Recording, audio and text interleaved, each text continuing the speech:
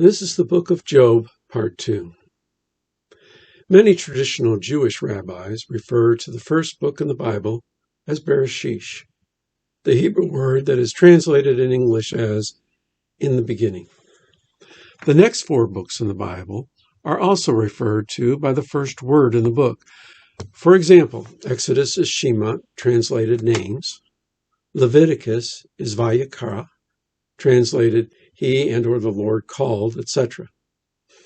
If the same principle of naming the book after the first word in the book had been applied to the book of Job, it would have been referred to as Ish in Hebrew, man in English.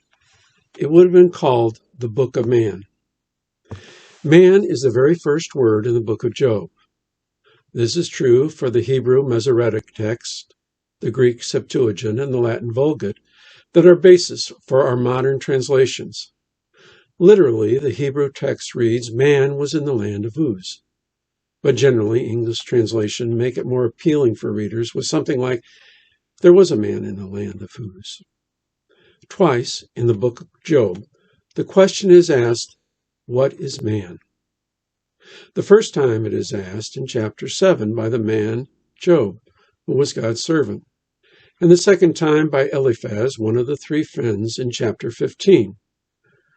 When God's servant, the man Job, asked the question, it is in the midst of his excruciating loss and pain. Speaking to God, Job says, I loathe my life. I would not live it always. Let me alone, God, for my days are vanity. What is man that you should magnify him, that thou should set thy heart upon him, that thou should visit him every morning and try him every moment? How long will not depart from me, nor let me alone till I swallow my spittle?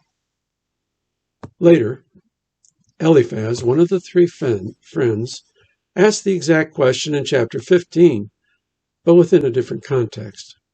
After posing the question, Eliphaz immediately answers it, though his answer does not reflect well on man. What is man that he should be clean, and he which is born of a woman that he should be righteous? Behold, God putteth no trust in his saints. Yea, the heavens are not clean in God's sight. How much more abominable and filthy is man, which drinketh iniquity like water. So in the book of Job, the context of the twice asked question, what is man, seems to go from dismal to abominable. Yet this question is part of the central question in the book of Job. What leads to this conclusion? After all, most of the book seems centered on the question of suffering and evil. So while the question is important in its own right, in the book of Job, this question simply seems to be a departure point to the serious discourses concerning suffering and evil. One must go back and consider the genesis of all of Job's adversities. It begins in the first chapter, when the Lord questions Satan, or more accurately in Hebrew, Hasatan, which means the Satan. The Lord asks Hasatan, where does he come from? This is not a question of location, as if the Lord were asking Hasatan where he has been lately. Its meaning will be made clearer in the Lord's second question. Hasatan responds, from going to and fro in the earth, and from walking up and down on it. This response is not meant to be a travelogue. Hasatan is saying that he has been all over the world and he knows what's going on there. The Lord then asks, why have you set your heart against my servant Job, who is blameless and upright, a man who fears God and avoids evil? If you pick up a Bible and read the Lord's question to Hasatan in Job 1:8, you will probably read something like, have you considered my servant Job? But in the original Hebrew text, you will find the word heart. This is the same Hebrew word that is used in verse 41:24, speaking of the hard heart of Leviathan. Translating the word as considered seems to make it more understandable. But this can, and in this case does, obscure the true intent of the verse. The Lord knows that Hasatan has set his heart against Job. Hasatan replies, doth Job fear God for naught? Hath thou not made a hedge about him and about his house, and about all that he has on every side? Thou hast blessed the work of his hands, and his substance is increased in the land. But put forth thy hand now, and touch all that he has, and he will curse you to thy face.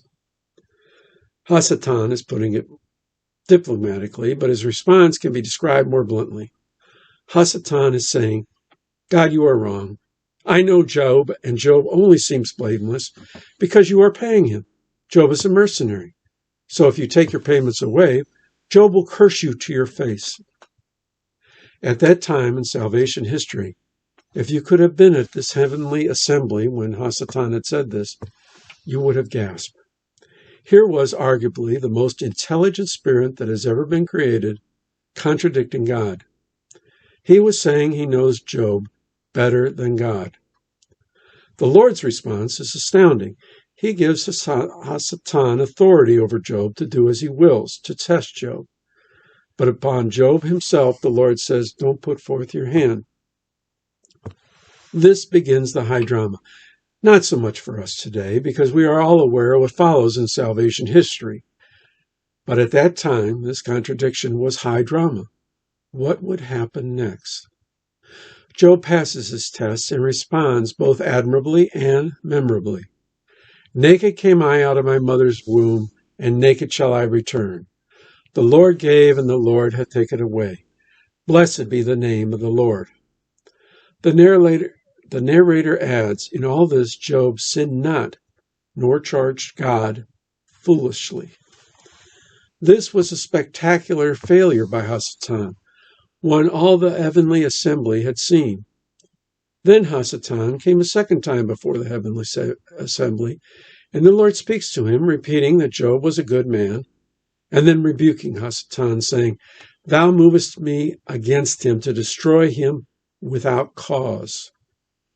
This was a piercing rebuke, obviously not only to Hasatan, but to all the heavenly assembly. But Hasatan was not deterred. He was not sorry. He was convinced he was right and had not been wrong. So Hasatan responds, and it is this response that is so revealing. Hasatan says, skin for skin, all that a man he will give for his life. Hasatan's intent is to obtain the Lord's permission to let him threaten Job's life, and this will prove Job is only a mercenary.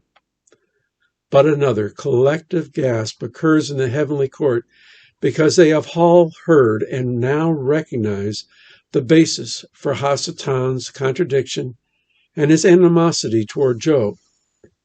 He did not say, all that Job has he will give for his life, but rather he speaks of man. Hasatan is saying he's been all over the world and he knows what man is. Man is evil. Or if he appears blameless, it's only because he is a mercenary, receiving payments and expecting more. This is the high drama of the book of Job. Hasatan is willing to contradict the Lord, telling him he is wrong because he knows better than God what man is. The only problem is when the Lord gives him permission to retest Job, Hasatan fails spectacularly again. Job does not curse the Lord. Instead, he says, shall we receive good at the hand of God, and shall we not receive evil? And the narrator adds, in all this, Job did not sin with his lips. Job never cursed God to his face. So we can clearly see the genesis for all of Job's adversities was Hasatan's contradiction of God because he knew better than God what man is. The question, what is man, is the genesis of Job's adversities and the genesis of the book of Job. It is the first part of a two-part central question. This video ends here, but the next one, part 3, is available. Suppose, however, you are questioning, where does all this come from? What substantiates what is being said in these videos? There is a commentary available where you can find substantiation for all that is said here. In addition, there are appendices in this commentary that expand still further to justification for the major points being made here. It is posted on the web. Another video on this channel discusses the background for this commentary, acknowledgments, and a discussion of the website. The scriptural quotes in these videos are from the King James Bible, sometimes with minor changes. This is not my preferred translation, but is not copyrighted and does not require permission to include. Finally, please excuse my pronunciation of many of the Hebrew words. I have not had formal Hebrew pronunciation training, nor have I had training in the dramatic arts, so my own attempt at a dramatic narrative will leave a lot to be desired. With this, the second video ends. May the Lord bless you and keep you. May his light shine upon you, for who is like God?